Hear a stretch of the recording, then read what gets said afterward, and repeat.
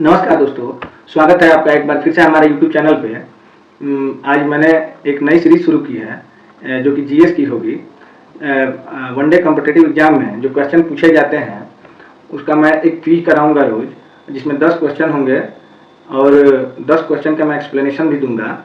और आप लोगों को कॉपी और पेन के साथ ये वीडियो देखना है और जो जो क्वेश्चन मैं लिखवाऊंगा और बताऊंगा उसको नोट करना है। मेरे ऑफलाइन क्लास में भी इसका मैं टेस्ट लूँगा और जो लोग मुझसे ऑफलाइन नहीं पढ़ते हैं उनके लिए भी मैं जल्द ही टेस्ट की व्यवस्था करूँगा। मैं बहुत दिनों से इस पर काम कर रहा हूँ कि कैसे भी हम अपने चैनल को डिजिटाइज करें ताकि बोर्ड का झंझट खत्म हो जाए। आज इसमें एक पहला प्रयास मैंने किया है और मुझे लगता है कि इससे पढ़ाई में और सुगमता बनेगी। ठीक है, तो आइए जीएस का हम लोग क्लास शुरू करते हैं। और आप लोग और एक क्रमवार तरीके से जीएस में ऑफलाइन बैच में पढ़ाता हूँ।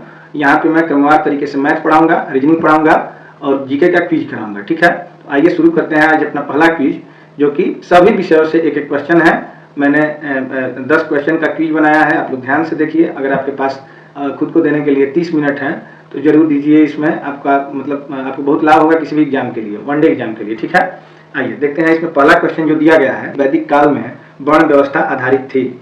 ऑप्शन दिया गया है शिक्षा पर और जन्म पर, व्यवसाय पर, प्रतिभा पर। इसका आंसर होगा व्यवसाय पर। सबसे पहले आप लोग वैदिक सभ्यता के बारे में देखेंगे। वैदिक सभ्यता क्या है? तो सिंधु घाटी सभ्यता के बाद जो सभ्यता हमको इतिहास में पता चलती है वो वैदिक सभ्यता है। इसको दो भागों में बांटा गया है, एक पूर्व वैदिक सभ्यता और दूसरी है उत्तर वैदिक सभ्यता। ठीक है, तो उत्तर वैदिक सभ्यता और पूर्व वैदिक सभ्यता का काल भी पूछा जाता है। तो इसमें पूर्व वैदिक सभ्यता का काल 1500 BC से लेकर 1000 BC के बीच में, और इसके बाद उत्तर वैदिक सभ्यता का काल 1000 BC से लेकर और 600 BC तक माना जाता है। ठीक है, और पूर्व वैदिक सभ्यता में ऋग्वेद का संकलन हुआ था, इसलिए इसे ऋग वैदिक काल के नाम से भी जाना जाता है। ठीक है, ऋग वैदिक काल किसे कहते हैं? तो पूर्व वैदिक काल को ही ऋग वैदिक काल भी कहते हैं। ठीक है, तो यहाँ पे क्वेश्चन में जैसा कि पूछा गया है कि आरंभिक वैदिक काल में, तो आरंभिक वैदिक काल पूर्व वैदिक काल को ही कहते हैं, जो कि 1500 ईसा पूर्व से 1000 ईसा पूर्व के बीच में थी। तो उस समय जो कि वर्ण व्यवस्था थी वह व्यवसाय के आधार पर थी। ठीक है, व्यवसाय के आधार पे 3 प्रकार के वर्ण होते थे। ठीक है, पहला जो वर्ण था वो था ब्रह्म वर्ण। ठीक है, दूसरा जो वर्ण था वह छत था, और तीसरा जो वर्ण था वह विष था। अब आप लोग यहाँ वैश्य या शूद्र की बात नहीं करेंगे या ब्राह्मण क्षत्रिय की बात नहीं करेंगे, क्योंकि ये उत्तर वैदिक काल में जाति व्यवस्था का निर्माण हुआ। मैं यहाँ ऋग वैदिक काल की बात कर रहा हूँ। तो ब्रह्म किसे कहते थे एक बार ये भी देख लिया जाए। तो यज्ञ कराने वाले को, जो लोग यज्ञ कराते थे, यज्ञ कराने वाले को ब्रह्म कहते थे। छत किसे कहते थे? तो हानि से रक्षा करने वाले को, हानि से रक्षा करने वाले को छत कहते थे। वैश्य किसे कहते थे? तो यज्ञ कराने वाले और हानि से रक्षा करने वाले लोगों को छोड़ के इसके अतिरिक्त किसी का कोई अन्य व्यवसाय था तो उसे क्या कहते थे? विष कहते थे। ठीक है, बाद में चल के ये आरंभिक वैदिक काल में पूछा गया है। उत्तर वैदिक काल में चल के और भी वर्णों की व्यवस्था हुई, और जाति व्यवस्था के अनुसार जैसे आज जातियां हैं, ये वैदिक सभ्यता के अंत में इसका प्रचलन हुआ। तो अगर अंत में पूछा जाए वैदिक काल में कि वर्ण का आधार क्या था, तो जन्म के आधार पर वर्ण का बंटवारा किया गया। लेकिन उत्तर वैदिक काल में, पूर्व वैदिक काल में या आरंभ में या ऋग वैदिक काल में पूछे, तीनों एक ही बात हुआ। तो इसमें आप लोग बताएंगे कि व्यवसाय के आधार पे, या इसको हम कह सकते हैं कि कर्म के आधार पे या कार्य के आधार पे। ठीक है, तो पहले क्वेश्चन का तीसरा आंसर सही होगा। अब आइए देखते हैं दूसरा क्वेश्चन जो दिया गया है, विवेकानंद धर्म संसद में किस वर्ष भाग लिया था? तो इसका सही जवाब होगा सन 1893 में। ठीक है, अब इसके बारे में थोड़ा विवेकानंद के बारे में जान लेते हैं।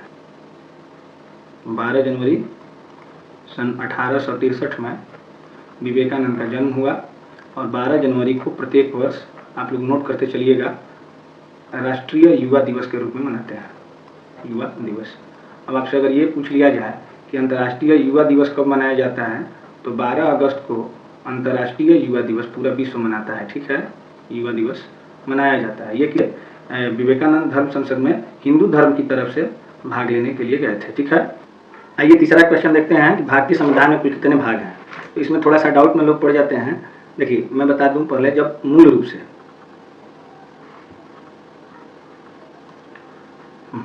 बता दूं पहले कि मूल रूप से मतलब जब संविधान बना था तब मूल रूप से अगर आपसे अनुच्छेद पूछे जाए, अनुच्छेद आप कहेंगे 395 अनुच्छेद है, ठीक है।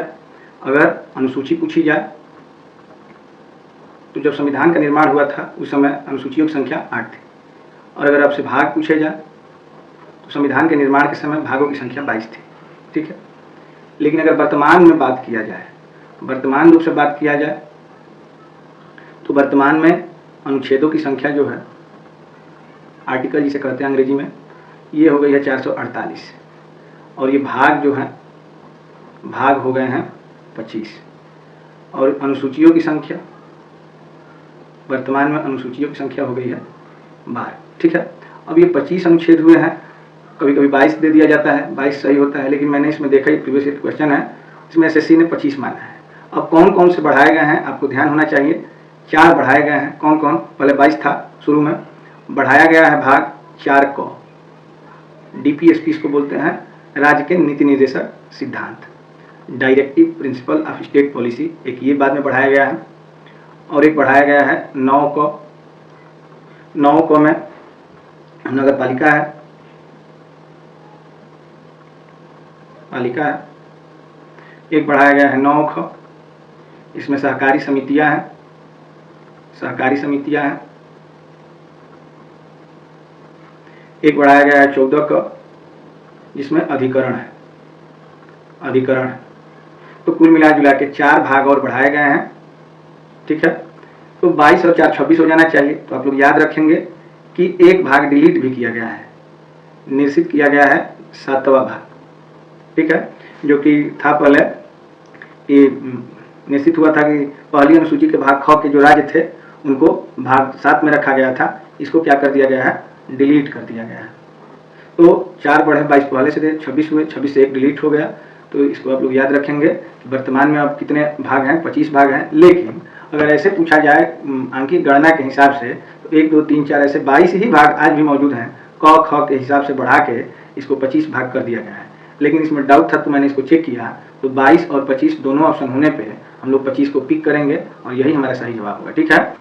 आइए देखते हैं चौथा क्वेश्चन क्या दिया गया है। चौथा क्वेश्चन दिया गया है, पृथ्वी के दोनों ध्रुवों को छूने वाली काल्पनिक रेखाएं क्या कहलाती हैं। देखिए ये जो होता है, ये होता है हमारा 0 डिग्री देशांतर। ये 90 डिग्री जो लिखा है अक्षांश के लिए लिखा है, ये हमारा नॉर्थ पोल है, उत्तरी ध्रुव। और नीचे देखेंगे ये जो है वो ये है दक्षिणी ध्रुव, ठीक है, दक्षिणी ध्रुव। और जो ध्रुवों को छूने वाली, दोनों ध्रुवों को टच कराने वाली जो रेखा होती है, ये देख रहे हैं आप, ये सीधी रेखा जो देख रहे हैं ये क्या है, तो इसको कहते हैं देशांतर। और देखिए इससे और क्वेश्चन भी पूछे गए हैं, वो भी मैं आपको बताता चलूँ।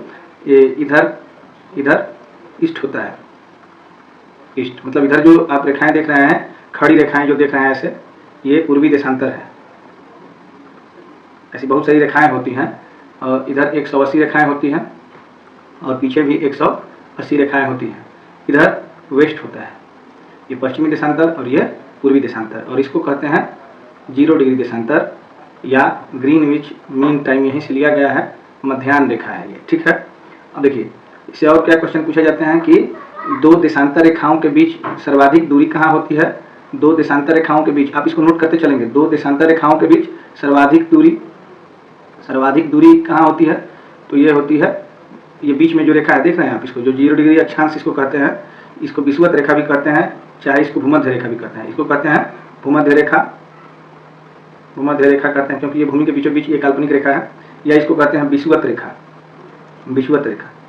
तो देशांतर, 2 देशांतर रेखाओं के बीच सर्वाधिक दूरी इसी भूमध्य रेखा पर होती है। सर्वाधिक दूरी कहाँ होती है, तो भूमध्य रेखा पर। इसका सबसे उचित नाम होगा विषुवत रेखा पे। दोनों नाम एक ही रेखा का है, या इसको कह सकते हैं विषुवत रेखा, विषुवत रेखा, या इसको हम लोग कह सकते हैं 0 डिग्री अक्षांश, 0 डिग्री अक्षांश। तो ये जो खड़ी लाइनें होती हैं, आपको याद करने के लिए मैं बता दूं, लॉन्गिट्यूड, अंग्रेजी में क्या कहते हैं इसको, लॉन्गिट्यूड माने लंबी लाइन है। और इसको कहते हैं अक्षांश को लेटीट्यूड, इसको सोई हुई रेखाओं को लेटीट्यूड कहते हैं। जो लेटी हुई रेखाएं हैं उसको क्या कहते हैं, लेटीट्यूड कहते हैं। तो इसे आप लोग याद रखेंगे। ध्रुवों को जोड़ने वाली काल्पनिक रेखाओं को क्या कहते हैं? देशांतर रेखा कहते हैं। 180 पूर्वी देशांतर रेखाएं हैं और 180 पश्चिमी देशांतर रेखाएं हैं। तो आपको मुझे उम्मीद है कि समझ में आया होगा ये जो, और इनके बीच की दूरी अगर आपसे पूछा जाए तो 111 किलोमीटर से थोड़ा सा ज़्यादा होता है। आप याद रखेंगे 111 किलोमीटर। दो देशांतर रेखाओं के बीच की दूरी कितनी होती है? तो 111 किलोमीटर होती है। अब देखिए इन रेखाओं का यूज समय को दर्शाने के लिए किया गया है। देखिए यहाँ से यहाँ, मतलब दो देशांतर रेखाओं के बीच अगर समयांतराल आपसे पूछा जाए, दो देशांतर रेखाओं के बीच समयांतराल पूछा जाए, मैं रेड पॉइंट ले लूँ ताकि आपको बढ़िया से समझ में आए। जैसे यहाँ से देखिए, यहाँ से यहाँ के बीच, और देख रहे हैं अगर समयांतराल पूछा जाए तो 4 मिनट होता है। अगर देखिए 0 डिग्री वाली ये रेखा है, ये 0 डिग्री रेखा है, और 0 डिग्री से अगर पूर्व की ओर बढ़ेंगे तो प्रत्येक देशांतर पर 1 डिग्री देशांतर पे 4 मिनट समय में वृद्धि होती है। क्यों? क्योंकि सूर्य पूरब की ओर से उगता है। और आप अगर 0 डिग्री देशांतर से पीछे की ओर जाएंगे तो इधर 1 डिग्री देशांतर पे 4 मिनट समय में कमी आती है। और अपना भारत जो है ये पूर्वी देशांतर में है, अतः यहाँ पे पूर्वी देशांतर में है, अतः हम लोगों का समय जो है ये 5 घंटे 30 मिनट आगे है। ठीक है, क्योंकि हम लोग पूर्वी देशांतर में है इसलिए हमारा समय जो है 5 घंटे 30 मिनट आगे है। तो इतना आप लोग याद रखेंगे, इसे नोट करेंगे। जो मैंने बोला, सबसे कम दूरी अगर पूछा जाए तो आप कहेंगे कि ध्रुवों पे देशांतर रेखाओं के मध्य सबसे कम दूरी होती है। कहाँ सबसे कम दूरी होती है? ध्रुवों पे सबसे कम दूरी होती है। ठीक, क्वेश्चन को देखते हैं। किस देशांतर रेखा हो गया, किस भारतीय राज्य की तट रेखा सबसे लंबी है? देखिए 1 नंबर पे आप गुजरात लिखेंगे। गुजरात की तट रेखा सबसे लंबी है, लगभग 1600 किलोमीटर तक है। 2 नंबर पे लिखेंगे आप लोग आंध्र प्रदेश। ठीक है, अब तट रेखा क्या कहते हैं? तो जैसा कि आपने भारत का चित्र देखा होगा, भारत के चित्र में आपने देखा होगा कि नीचे ऐसे होता है चित्र, और इधर नीले रंग से रंगा हुआ क्षेत्र होता है। तो ये जो क्षेत्र है वो तट है, और ये नीला क्षेत्र जो है जल है। तो जल के किनारे को तट कहते हैं। तो ये तट रेखा सबसे लंबा तट रेखा वाला राज्य, मतलब कि भूमि किस राज्य की सबसे ज़्यादा है? जल के किनारे, और समुद्र का जल है, और इस जल के किनारे सबसे लंबा तट किस राज्य का है? तो 1 नंबर पे आप लिखेंगे कि गुजरात का, और 2 नंबर पे लिखेंगे कि आंध्र प्रदेश का। ठीक है, इसी के साथ मैं 2-3 और फैक्ट आपको बताता चलूँ कि तट रेखा के बारे में अगर बात किया जाए तो भारत की संपूर्ण तटीय सीमा जो है, तटीय सीमा की लंबाई जो है वो है 7516.6 किलोमीटर है। ठीक है, अब ये संपूर्ण तटीय सीमा है। अब मुख्य भूमि की तटीय सीमा अगर आपसे पूछा जाए, मुख्य भूमि की तटीय सीमा,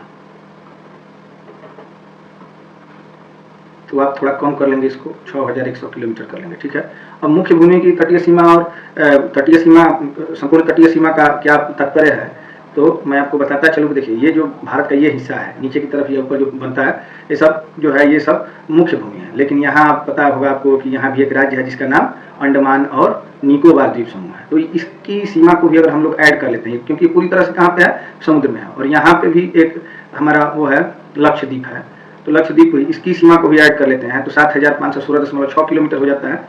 और अगर इन दोनों को हम लोग हटा देते हैं और केवल मुख्य भूमि, जो भारत की मुख्य भूमि है, इसकी सीमा अगर हम तटीय सीमा देखते हैं तो ये कितना हो जाएगा? तो 6100 किलोमीटर हो जाएगा। और एक बात, अगर स्थलीय सीमा की बात की जाए, तो स्थलीय सीमा हो जाएगी 15,200 किलोमीटर।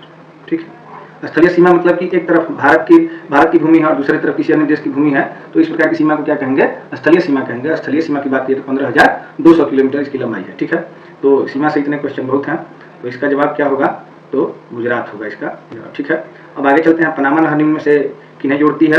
थोड़ा सा इसका जवाब होगा प्रशांत महासागर व अंध महासागर। आज इसे हम प्रशांत महासागर में एक कैरिबियन सागर है, कैरिबियन सागर। ठीक है, और अंध महासागर मतलब अटलांटिक महासागर को जोड़ती है। अब आपसे ये पूछा जाए कि पनामा नहर का निर्माण कब हुआ था? तो इसका जो निर्माण था 1914 ईस्वी में हुआ था। इस पे पूछा जाए कि पनामा नहर पे अधिकार किसका था? तो अमेरिका का इस पे अधिकार था। पनामा नहर पे अधिकार किसका था? तो अमेरिका का। लेकिन कब था? तो ये शुरू में सन 2000 के बाद इस पे अधिकार अब हो गया है। पनामा एक देश है उसका। ठीक है, 2000 से पहले पनामा नहर पे किसका अधिकार था? तो अमेरिका का। ठीक है, आइए, प्रारंभिक व्यय किसका उदाहरण है? एक क्वेश्चन मैंने अर्थशास्त्र से भी लिया है, जो कि आमतौर पे बच्चे नहीं पढ़ते हैं, कम ही पढ़ते हैं। इसमें बहुत आसान क्वेश्चन मैंने लिया है। प्रारंभिक व्यय किसका उदाहरण है? तो प्रारंभिक व्यय जो शुरू में हम लोग किसी भी कार्य करने के लिए व्यय करते हैं, उसको क्या कहते हैं? पूंजीगत व्यय कहते हैं। इसमें एक बात और मैं आपको बताता चलूँ, पूंजीगत लाभ क्या है? तो किसी भी व्यवसाय में लंबी अवधि के बाद जो पैसा आता है,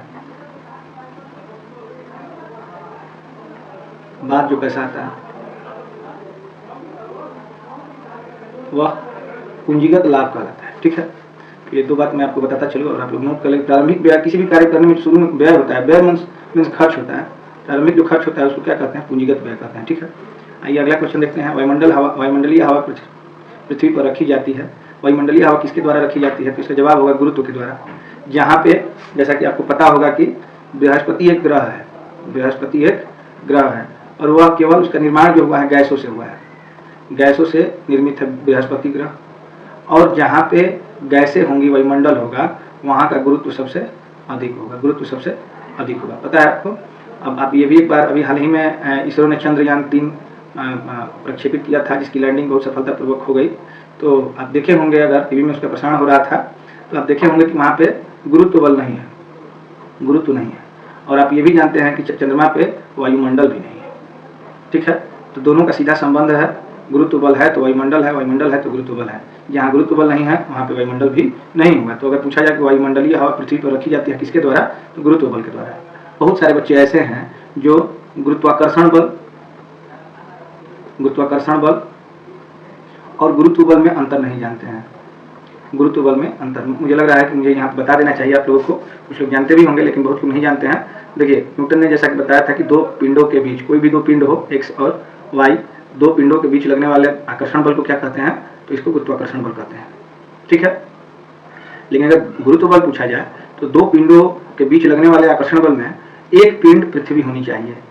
अगर एक पिंड पृथ्वी है और एक्स वाई जेड कुछ भी है ये दूसरा पिंड, तो पृथ्वी के संबंध में आकर्षण बल की बात की जाए तो इसको क्या कहते हैं? गुरुत्व बल कहते हैं। क्या कहते हैं? गुरुत्व बल। अगर दोनों पिंडों में कोई पृथ्वी नहीं है, मतलब पृथ्वी के आकर्षण की बात अगर न की जाए तो इसमें क्या होगा? गुरुत्वाकर्षण बल होगा। अगर पृथ्वी के संबंध में बात किया जाए तो इसमें क्या होगा? गुरुत्व बल होगा। ठीक है, अब गुरुत्व बल के कारण एक त्वरण उत्पन्न होता है जिसे क्या कहते हैं? गुरुत्वीय त्वरण कहते हैं। पृथ्वी के आकर्षण बल को गुरुत्व बल कहते हैं और इस गुरुत्वीय बल के कारण एक गुरुत्वीय त्वरण उत्पन्न होता है। गुरुत्वीय त्वरण का मान आपको पता होना चाहिए, 9.8 मीटर प्रति सेकंड स्क्वायर। मैंने इसका SI मात्रक मीटर प्रति सेकंड स्क्वायर के साथ 908 लिखा है, तो आप लोग इसको भी नोट करते चलेंगे। ठीक है, चल देखते हैं 9वां क्वेश्चन जो है इसमें, परमाणु के नाभिक में पाए जाते हैं। तो नाभिक आपने कक्षा 9 में पढ़ा होगा, यही नाभिक है, इसको प्लस इंडिकेट किया जाता है। इसमें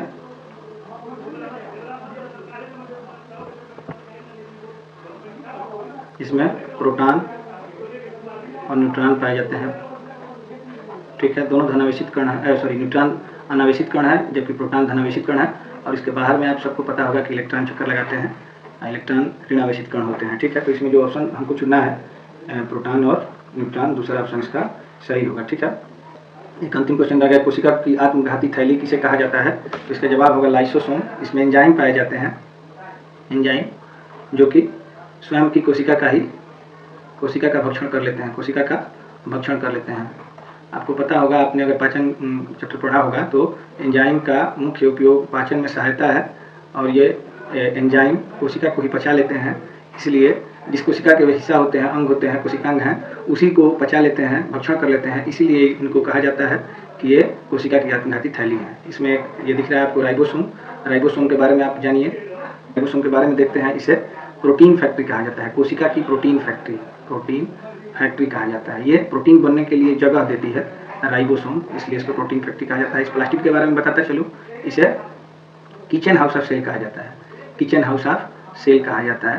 प्लास्टिड मतलब लवक होता है। आपने सुना होगा हरित लवक के बारे में, हरित लवक की उपस्थिति में ही भोजन अपना पौधा बना पाते हैं, इस वजह से इसको किचन हाउस ऑफ सेल कहा जाता है। और एक होता है इसमें ER एंडोप्लाज्मिक रेटिकुलम, मतलब अंतःप्रद्रवी जालिका भी इसको कहते हैं। इसके बारे में सुन लीजिए, कोशिका का एक अंग है, इसको स्केलेटन ऑफ सेल कहते हैं, ठीक है। और एक इसमें एक और कोशिकांग के बारे में बता, देखिए कोशिका झिल्ली के बारे में भी मैं बताता चलूँ कि इसको वॉचमैन ऑफ सेल कहते हैं, वॉचमैन ऑफ सेल। कोशिका के अंदर जरूरी पदार्थों को कोशिका झिल्ली भेजती है और हानिकारक पदार्थों को ये कोशिका झिल्ली, झिल्ली को कला भी कहते हैं, कोशिका कला, ये अंदर नहीं जाने देती है, मतलब ये दरवान का काम करती है, इसलिए इसको क्या कहते हैं, वॉचमैन ऑफ सेल। ठीक है, तो इसी के साथ मैं वीडियो को समाप्त करता हूँ और मैं आप सभी को ये कहता हूँ कि जब भी ये वीडियो देखें तो निश्चित रूप से आपके हाथ में कॉपी और पेन होनी चाहिए। मैं इधर उधर की बातें ना करके, बात करने से थोड़ा सा इंटरेस्टेड तो आदमी हो जाता है, लेकिन समय ज़्यादा लगता है और यहाँ पे आपका डेटा जो खर्च होगा उसके बारे में मैं सोच रहा हूँ, इसलिए मैं इधर उधर की बातें ना करके सीधे सीधे प्रश्न पे और उत्तर पे ध्यान दे रहा हूँ, ताकि आप कम समय में अपने ज़्यादा आपको लाभ मिले। ठीक है, ठीक है, जुड़े रहिए हमारे साथ। मैं गणित और रीजनिंग के चैप्टर भी पढ़ाऊँगा और कोशिश करूँगा कि आप निश्चित रूप से सफल बनाऊँ। एक प्रयास मेरा रहेगा, आप लोग साथ दीजिए, आप लोग भी प्रयास कीजिए, ताकि आपके साथ मेरी भी सफलता आपके साथ ही जुड़ी हुई है, आप सफल हों और मैं भी सफल हो सकूँ। धन्यवाद, नमस्कार।